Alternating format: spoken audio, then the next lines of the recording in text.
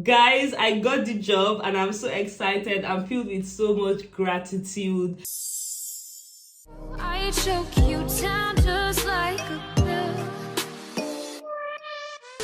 Hi guys, hello, welcome back to the channel. If this is your first time here, you are definitely welcome. My name is Toslamgt. I'm a lifestyle YouTuber based in the UK. I give you guys any kind of content, lifestyle. If you're looking for lifestyle content, trust that you find it here on the channel. I also share tips and information about how I moved into the UK and how my journey has been thus far. I'm going to be telling you guys the whole process of how I was able to get this job. You guys just sit back and relax. The sponsors of today's video, Amber Student. You guys already know Amber Student. If you're new to the channel, Amber Student is an accommodation platform that provides accommodations for students in the UK, majorly for students, and their accommodation are usually close to the university, so you get different range of accommodation that fits your pockets, that suits like what your budget is, also suits the taste that you are looking to get. I'm going to run down the whole process for you. The first thing you do is you click on the link in the description box that redirects you straight to the Amber Students website. So once you click on the link, you fill in the personal assistance form. So once you fill in the personal assistance form, you get an agent that will be allocated to you 24/7. You get services from them as regards any help you might need, any assistance you need. Ask questions. Feel free to ask any question that you might be pondering about. So now on to the perks of booking an accommodation with Amber Students. Accommodations with Amber Students are all bill inclusive. They put into consideration the fact that we are students. They make sure that the accommodations provided have facilities that could enable your study as a student, so as to be able to go about things the way you want to with comfort. The accommodations in Amber Students all have good heating, so you do not have to worry, because if you're coming in September, you're most likely going to be coming in when the winter is already. If you're also coming in January, there's also going to be winter, so you do not want to even compromise when it comes to the heating. When I say bill inclusive, I mean every bill that you might think of, from the television license to the heating to electricity to water, everything is included in the payment you'll be making. The accommodations you get in Amber Students also have different perks that comes with it, such as getting an accommodation with a free gym, getting an accommodation that has different kinds of common room, a common room where you can just go into, watch TV, and it comes with smart TVs. Some common rooms also come with games as well, so you could play video games, you could watch TV as much as you want. My accommodation even comes with a cinema. I have shared my accommodation tour, so if you haven't seen that video, you should watch it. Another thing with most of the accommodation you get on Amber Students, they provide like some snacks. They give you important information you need as a student as well, like different flyers that gives job opportunities, flyers that tells you the kind of websites and applications to download as a student, so you do not miss out on important information. You know how it is being a student coming into a foreign land. You need all the assistance you can get. Also, Amber Students provides airport transportation services. So if you're coming to the UK and you do not have anybody in the UK, based in the UK, you get an option of them picking you up from the airport and taking you directly to your doorstep of your accommodation. This is proper premium opportunity. By the way, you have to pay some bucks for that.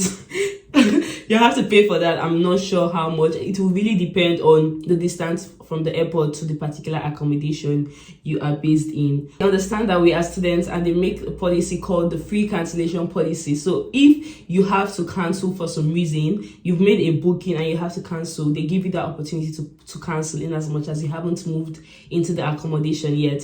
You guys, if you want to book with Amber Student, don't forget the link is in the description box and also pinned in the comment section. Please use my link, that way they know that you booked through me. There have been so many people who have booked accommodation through Amber Students using my link, and I am so grateful for you guys. You guys, like, a lot of people have actually used my link, a lot of my beautiful subscribers. I can also imagine that some of you must have also told your friends about my YouTube channel or about my link to book an accommodation. I do not take all of this for granted, you guys. Thank you so much. I have the best subscribers in my corner, I can say that for sure.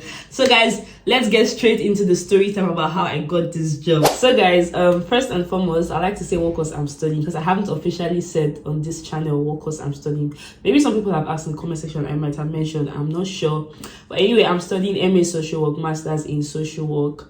Basically, in social work, there are two departments you can work in. It's either you work with adults or you work with children. So yeah, you guys already know I concluded my 70 days placement, and I came on here, I made a video saying how I was appreciative of the placement I got, how the whole process was very good for me, how I enjoyed it, how I was going to miss placement, and you know, all of that. So with social work, you're expected to work in statutory organizations basically, but then for our placement we get posted to either statutory organizations or non-statutory organizations. So I was posted to a non-statutory organization, and when I started, I was given a supervisor who I was appointed to. So my supervisor like helped me through the whole process. When I started, she made corrections that helped me improve. She told me how it was important that I work on my communication skill, communicating well. So I was able to interact well over time. It didn't always start that way, to be honest. I had to get corrections. So I was posted to an organization devoted to helping women and children going through homelessness, and the whole experience was very like good. It was a non-paid placement, mind you, so I didn't get paid. It was just building knowledge and gaining more understanding about social work practice.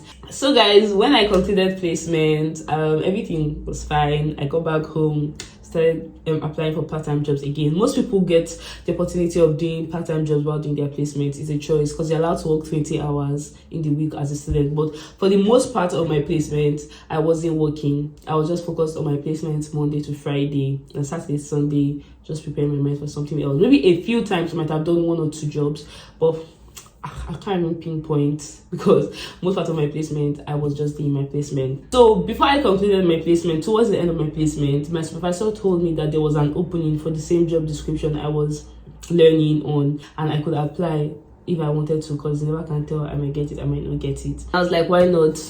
Well, the worst that could happen is I get a no. I was made to understand that the process was totally different from the interview we had done, because before getting placement, I got interviewed. So the process was completely different this time around, because this was like a proper employment, and it was going to be more like rigorous. I was like, okay, so I applied for the position. Then fast forward to 2 weeks after placement, I got a call from my supervisor's manager congratulating me on concluding my placement, that she had heard I had concluded and I had done well through the placement period. And I was like, thank you so much, and you know, all of that. So she then asked me if I would be willing to do a sessional work kind of thing. So sessional work is when they need you, they call you to fill in the position because someone isn't available at that time. So I can pick it up and say, yes, I'm available, or no, I'm unavailable. So when she said that, I was like, yes, for sure, I'm open to doing that. Because, you know, here in the UK as a student, the kind of part-time jobs we do are just like different kinds of things just to bring money to your table. But me having a placement, and I'm done with that placement and I can still work there, is a better kind of job for me because it's more in line with my course. So if I have the opportunity to work there and get paid, of course I'm going to take it on. So when she said that, I was like, yes, definitely, I'll be interested. She was like, okay, no problem, but they'll still have to do an interview for me because it's a proper job, and if I pass the interview, then they can offer me. If not, so I was like, okay, no problem. So I think 2 days after the call, I had the interview. She asked me if I was okay with having it that quick. It was a choice. She didn't rush me. I was like, yes, I'm fine with that. So I had the interview. The interview went well, and later in the evening rather, she called me saying, congratulations, Ella, you did well in the interview and we'll be giving you the position of a sessional worker. And I was like, oh my god, I was so excited. But then she was like, I know you have applied already for the full-time role, which we're still going to give you an interview date on. Just wait. If it goes through like the vetting process and they are willing to call you for an interview, they would call you for an interview. So fast forward to some weeks after, some days after rather, sorry, I got a notification saying I was called for an interview for the full-time job role. So I attended the interview. The day of the interview went all right, but this time around when I had the second interview, I felt like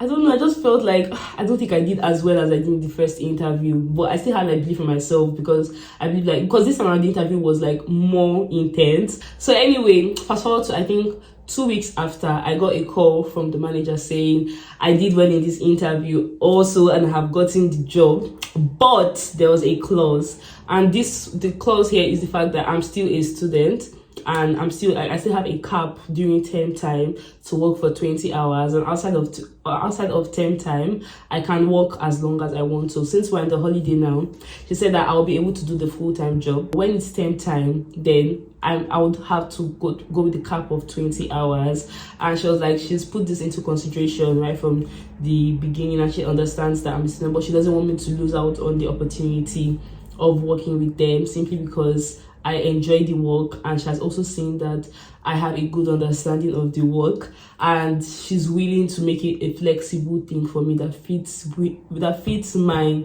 availability. You guys, I feel like when she was saying all this, it sounds so little, but the kind of blessing I felt so blessed. Like, they could pick other people. I'm sure so many people have been, even right from when I was in placement, so many people have been applying for this position. So many people, my supervisor was telling me that people have applied, but some people didn't get it, so they were still like they were still recruiting and all of that. And it's not a position that requires so many people. They just pick a few people for the position because that's what they need.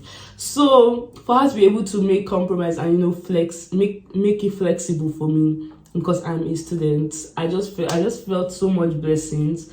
Very appreciative of the opportunity. I haven't resumed yet, but I'll be resuming soon. You know, like when the whole placement started, I felt so nervous. I was like, hey God, how? My confidence level was here, but like as placement progressed, my confidence level went up here, and it just got so better. Like, it got so better. Every review feedback I've been getting from placement has been nothing but good, like great feedbacks, and I'm so grateful to God because I have an understanding of the fact that this is not even by my power in any way. It's purely His grace. To be honest, it's purely like grace. So basically, what I just ensured to do during my placement was being myself, ensuring that I'm teachable, ready to learn, associating and interacting well with the people I work with, my colleagues as well, just ensuring that I have a good attitude basically, and being very inquisitive, ready to like ask questions, get more understanding about things.